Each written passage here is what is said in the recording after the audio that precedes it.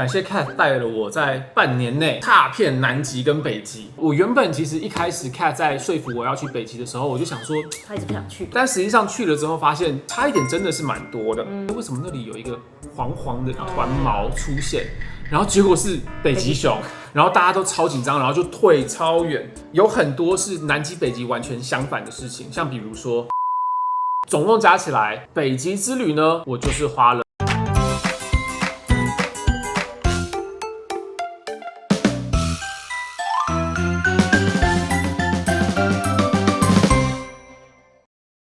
究竟是充满企鹅的南端大陆吸引人，还是由北极熊主宰的北端之海令人向往？欢迎收看我们走访世界两端南极、北极的真谛要对决。但是在开始比较这两个在各方面几乎都相反的极地之前，想要跟大家介绍一个我在南极、北极都有带的旅行小神器。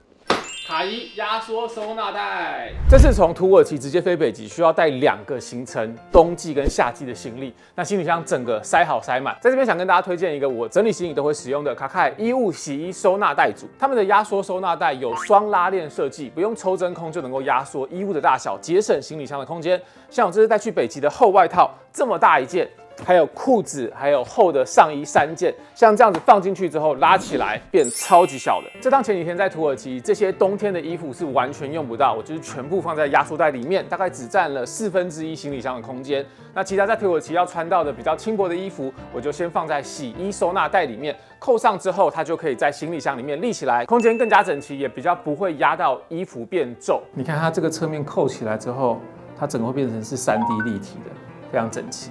另外一边也长一样。然后到饭店的时候，这可以拉开来挂在墙上或墙角，当做是临时的脏衣袋，穿过的衣服直接丢进去。那如果刚好住的是有洗衣机的民宿，也可以直接把扣子解开，变成洗衣袋，整包丢进去洗。卡凯的洗衣收纳袋都是用比较厚的蜂巢网布，拉链设计也有特别做保护套，像这样子收起来就比较不会在托运的时候或是洗衣服的时候勾到其他的东西。那这次出国因为行李特别多，要带2套衣服之外，还有摄影设备，所以使用收纳袋整理行李特别有感。所以刚刚放起来，整个行李箱都满的衣物量，我们用这3个收纳袋，现在只需要用到基本上1半的空间。你这另外1半还可以放其他东西。卡凯的设计一直都是走简约实用路线。那收纳袋之前是灰色的，最近推出了新的颜色奶茶色，我也很喜欢，放进行李箱里面看起来很舒服，也比较不怕脏。那这次开团特别跟卡凯谈到不错的优惠组合，还有全台独家的满额赠，就是这边这个行李吊牌。而且这次除了洗衣收纳袋系列之外，之前大家反应很热烈的厨具系列也有帮忙争取到特别的优惠，也会包含在这次的团购里面。那所有详细的连结我都会放在影片的更多资讯。好，我们回到台湾了。感谢 Cat 带了我在半年内踏遍南极跟北极。好，那我们这次因为在很短的时间内就体验了南极跟北极，所以想说最后做一个回顾，这2个地方的相同点、差异点，然后还有最重要的价格比较，以及我们比较推荐去先体验哪一个。那大家如果还没有追齐我们之前南极、北极的探险，在阿迪英文还有阿迪日常都有非常多的影片，应该是破3-4个小时的时数，可以给大家看，就是影片的那个软彩。南北极对，加在一起的话，所以这些以上的内容都已经上线了，欢迎大家再回去复习。那没有看也没关系，我们这一集就是要来分析体验完南北2极之后，我们最精华的心得。那我们先从相同点开始来讲好了。你觉得南北极有什么相同点？最大应该就是搭邮轮吧。邮轮上面其实体验真的就差不多，你就是睡觉，早上会被那个 PA 系统叫醒，然后呢去吃个早餐之后换上防水装，然后坐橡皮艇登陆，然后回来之后就吃个午餐，然后下午再出去。那几天跟探险队员啊，还有一起去的人很紧密。对，它有点像是一个 community experience， 就是你进入到一个全新的生活节奏跟社群里面。所以你的很多生活习惯会有一点改变，我觉得特别是作息也会改变蛮多的，因为尤其是我们去南北极的时候，都会是当地的夏天，所以都会是处于永昼的状态。然后我觉得它的景观其实 somehow 有一点类似吧，对，就是冰，对，很多冰。当然北极有一些它独特的景观，然后动物也都不一样。但如果单纯只是 landscape 的话，会有一点点类似，比如说冰川啊、雪地啊，大致上你远方会看到的东西是蛮类似的。基本上你体感的气温也会是差不多的。我觉得北极比较冷，是，但是就是纬度比较高，但真的，然后你冷到一个极限，就差不多就是那个感觉。在船上就都会有很多讲座啊，对，就是学习到很多知识。他们都会用讲座水时间，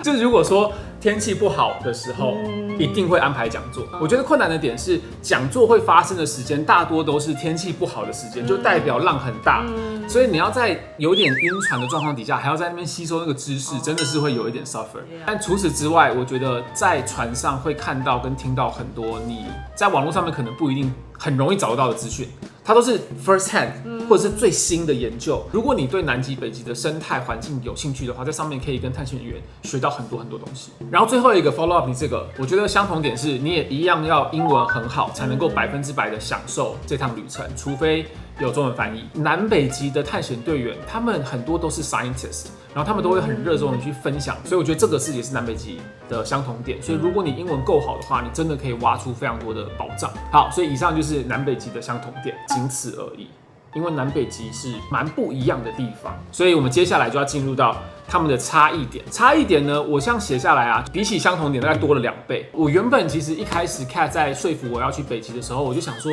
他一直不想去，我就是很不想去，因为那时候就觉得我才刚去过南极，然后北极又是一个 cruise， 是在船上，然后又全部都是冰天雪地的，就都差不多。我干嘛要对，尤其是画面一样，这样我拍摄起来，大家如果看起来都一样，就没什么看点，我干嘛要去？但实际上去了之后，发现差一点真的是蛮多的。所以首先动物的不同，动物真的差蛮多的哦。南极最主要的 feature 就是一堆企鹅，陆地上面很多的动物。但是北极呢，完全相反，陆地上基本上没有任何东西，就你很难看到有东西在动。只有 reindeer， 除非是 reindeer， 它有一点像是那个，你有听过黑暗森林法则吗？就是在一个黑暗森林里面，有一个拿着猎枪的猎人，所有人都不敢发出声音，因为他知道一发出声音就会被猎杀。所以因为北极有北极熊的关系，在陆地上面可不会有那种什么躺在陆地中间干燥的地方，在那边睡觉的海豹。那里的海豹 demeanor 真的是完全不像是同一个物种，他们都一定要趴在那个冰的最边缘，他们随时要跳下水里面逃跑，然后一下子就要抬起头来看一下，然后睡一下就要抬起头来看一下，都很紧张。然后陆地上面就真的没有什么动物，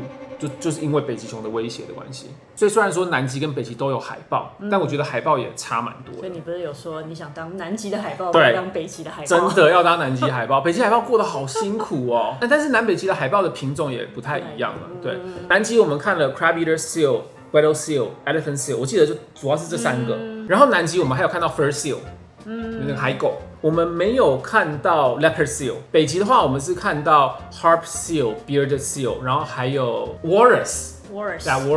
虽然都是海豹类的，但是我也就是有看到很多不同的物种。然后我们这趟非常的幸运，我们看到了非常多的北极熊，我们看到7只。有一艘船啊，跟我们同时间出发，同时间回来，他们只看到1只，而且很远。然后我们的同样那一艘船的下一趟，他们好像只看到等很久，等很久看到2只。对 ，you never know， 真的是超幸运，我们看到7只，而且是近的也有，远的也有，在追驯鹿的，在吃海豹的，在睡觉的，妈妈带小孩的。我原本以为这是 standard experience， 后来第2天就看到了。对对对，然后你说，你想下船了？对，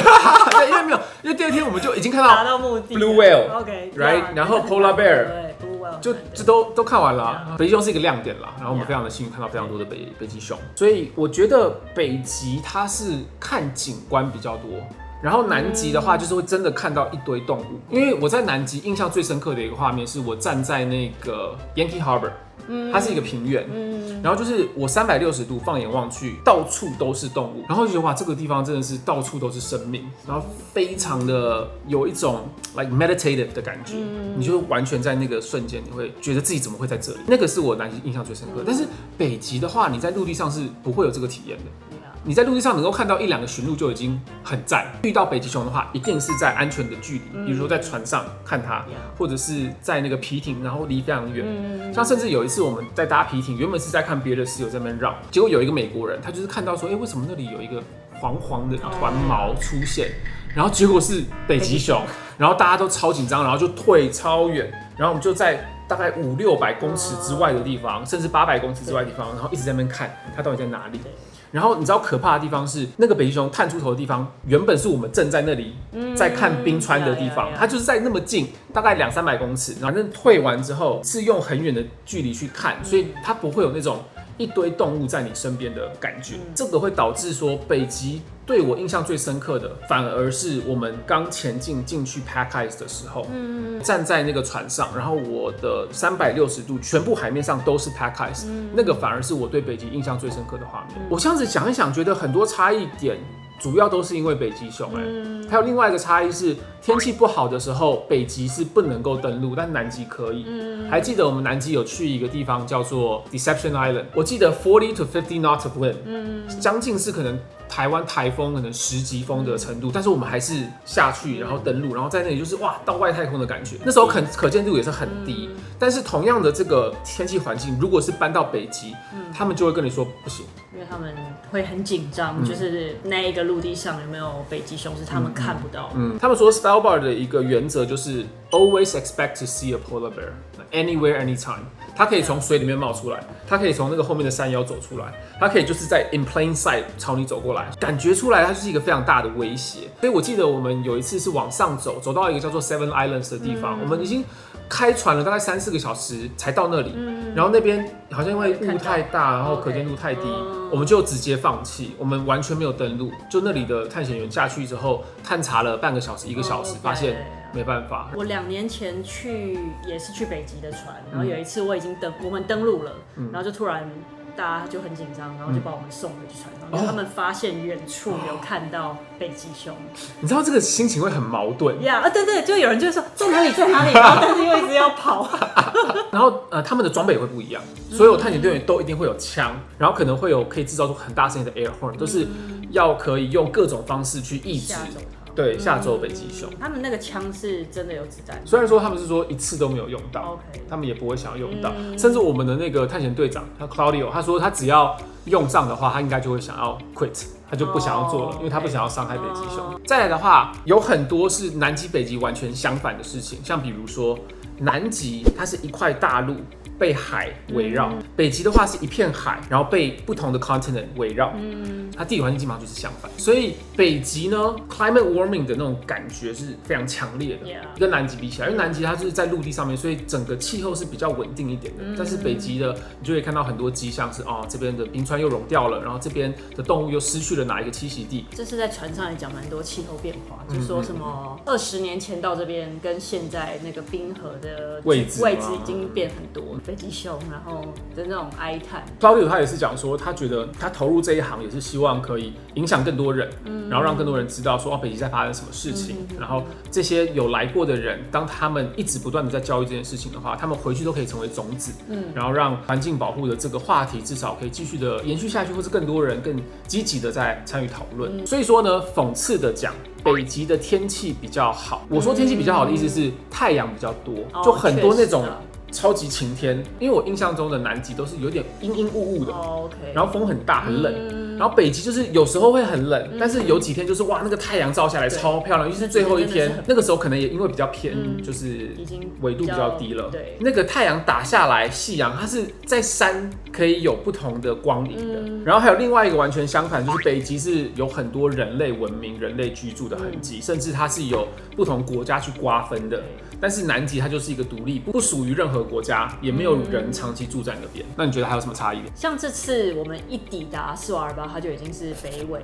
78度 ，OK， 所以它已经在北极圈里面。然后南极的时候，其实我们到 Frey Station 的时候，其实还只是60几度。OK， 那对我觉得这个真的是很大，就是多容易抵达，北极容易抵达太多了，而且稳定很多。就我们那时候在punta Arenas被卡住这么久，然后我们那个起飞延后啊，回来的班机也因为天气的关系也有一点点延后。我觉得旅行的不稳定程度，南极高很多。北极比较适合 J 人去。对，北极比较适合 J 人去，它就是一定都是 on the dot。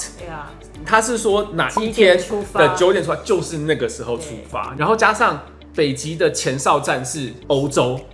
南极的前哨站是南美洲，我觉得这2个地方的旅游难度也不一样。而且譬如说是挪威就又是对啊欧洲的自由身的感觉。真的然后我们每一餐在船上都在比较说这个船还有上一个船哪一个比较好吃。哦，对每对对对，一餐然后 in the end 我们还写建议说，建议以后早餐可以加西餐。粥，对对。虽然说船的生活体验是差不多，但是船还是有一些细微的差异点。像你刚刚讲食物嘛，我其实比较喜欢南极那艘船，因为南极那艘船它的那个 gangway 是一楼直接打开来，所以它不用走楼梯下来嘛，这是一个。OK。然后另外一个是它这样做 polar plunge 的时候，它可以直接从一楼这样子换出我觉得去。polar plunge 真的南极那个比较好一点。不是我不想再跳一次，是因为也是吧。不是，原因是因为我们这次的 Ortelius 它的 gangway 是开在大概3楼的位置，所以你不可能3楼跳下去吧，这会死人，吓死。对，它的 polar plunge 居然是你坐皮艇出来，穿着泳衣，然后你要自己走下海去北极里面游泳，那个就不是 polar plunge， 这个是 polar swim，对，它就没有那个瞬间结冰那种感觉。船只的话，我觉得 Ortelius 比起 Ocean Nova 少了一点公共空间，像它少了那个图书馆。其实它少蛮多，它也没有健身房。对，好，以上就是南极跟北极我们体验上的差异。那最后呢，差最多的一定要来讨论到的价格。如果说是只算一个人要多少钱，我们这次跟 Only One Travel 去参加 Ortelius 的这个北极之旅，一个人是$6000，对，差不多是18万台币。南极的话，我记得一个人是要50万吗？对，50万。而且它其实一直在涨价，所以北极比上南极的价格差别是18万比上50万。我最后有稍微统计了一下北极之旅，我这次总共的旅费是多少？因为我们要算土耳其到 Oslo， 再到 Longyearbyen 来回的4张机票，我就不算从台湾到土耳其，因为那个算是另外土耳其的那边的费用。就这4张机票是4万2台币。然后 Longyearbyen 我们住了 Airbnb 嘛，我们前面先住了3天，然后最后回来之后又再多住了1天，这样子分一分，一个人要1万8。然后最后 Oslo 的那个机场那边我们也住了1天晚上，然后是4000块钱台币，所以这全部加在一起是64000块钱，然后再加上船费是18万，然后再加上一些杂支，我们可能在 Oslo 有稍微吃了几餐什么的，总共加起来，北极之旅呢，我就是花了25万块一个人，然后它是一个大约11天的旅程，其实没有想象中的那么贵，因为可能我体验过南极了，所以那时候 Kat 在说服我的时候。他就说北极真的比较便宜，然后那个房间也比较大，然后你可以看到东西是有什么什么不一样。这样子看下来，我觉得北极是比较 accessible， 比起南极来说，而且可以顺便去挪威玩。北欧那边有很多地方可以顺便玩。对，我觉得 Svalbard 也蛮好玩的。对，就是 Longyearbyen 这个城市相当的有特色，因为它就有很多特殊的规则嘛。我们之前就有做了一支完整的影片，在介绍这个世界最北的城市。OK， 那我问你，如果说你不考虑预算，你就是可以选择去北极还是南极，然后你都没有去过，你会怎么样选择？我会选去南极，因为我觉得南极真的是世界的尽头，然后我觉得北极就是你 maybe 你去个挪威或者是去个格陵兰，它已经就在北极圈里面，所以你其实可以大致感受到人类跟极致的环境的那种拉锯。我的话应该也是选南极，南极真的是没有办法取代的体验，特别是就是一堆尖叫的企鹅，你不会在其他地方看到尖叫的企鹅，很吵，然后又很臭，但是又很迷人。英文有个单叫 enthralling，你会完全被它迷幻的那种感觉，在那边也真的是有世界尽头或是外星球的感觉，完全没有任何的human influence， 真的是100%的大自然。北极的话会比较多看到人类的痕迹，对啊，甚至在有些岛上会看到，这里怎么会有一个塑胶垃圾？哦，真的、哦？对啊，对，这边怎么会有一个 microplastic 在这里 ？OK， 对，然后也有一些人类的，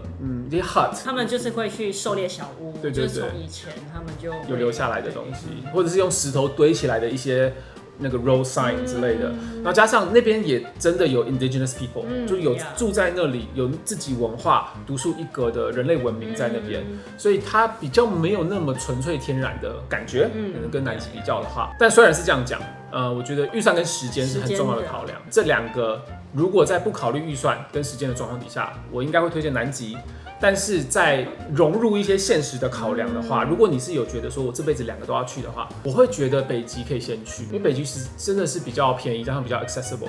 我觉得他的那个经验会 build up，就他不会是互相冲刺抵触的经验。好的，以上就是在半年内去遍南极跟北极的比较跟心得，希望对大家有帮助。就算如果你们没有办法。有机会亲自去到，希望我们拍摄的影片，因为我们真的也是全天候不停机的，然后拍了非常非常多的内容给大家，然后也非常感谢我们这次同行的兔兔摄影师，帮我们拍了很多很漂亮动物的画面。南极有 Tony， 北极有兔兔这样子，希望大家也看得开心。那如果呢，你们想要看到更多的北极漏网画面，我们这次也跟上次一样，我们有做了一个会员影片，是我给美眉看，说这次在北极有拍了什么样漂亮的画面，然后也会把一些跟探险队员讲到的内容，在那支影片更完整、更丰富的跟大家介绍。所以大家如果有兴趣的话，可以加入阿弟英文的会员。好，以上就是这支影片，我们就期待下次 Cat 要再把我绑架去什么地方，在世界的哪一个角落了。现在是期待了吗？期待啦，期待。我觉得跟 Cat 出去，老实说还蛮开心的，因为我什么东西都不用安排。去完土耳其之后，就不想要再排了。大家如果有想要去北极或南极的话，可以参考 Only One Travel 他们的 package。其实可以加我们的 Line@ 或者是到我们的IG 就 onlyonetravel.tw 上面都有很多行程，然后大家如果有兴趣的话，可以再私讯我们或加我们的 Line@。要跟大家讲哦，如果你参加 Only One Travel 的旅行的话，你是看不到 Cat 哦 ，Cat 他是在绑架我的时候才会出现，他本身不是导游，他不会带团，就是很多人问我这个问题。会有一些行程会啦，但是真的吗？蛮少的。就是有的时候，但对了，我差不多都是绑定。那你会写出来吗？你会写出来说这一团有 Cat 吗？不会，那你要写。你写出来但真的很少哎。哦，那我觉得你还是可以写。对 ，OK。好，赞。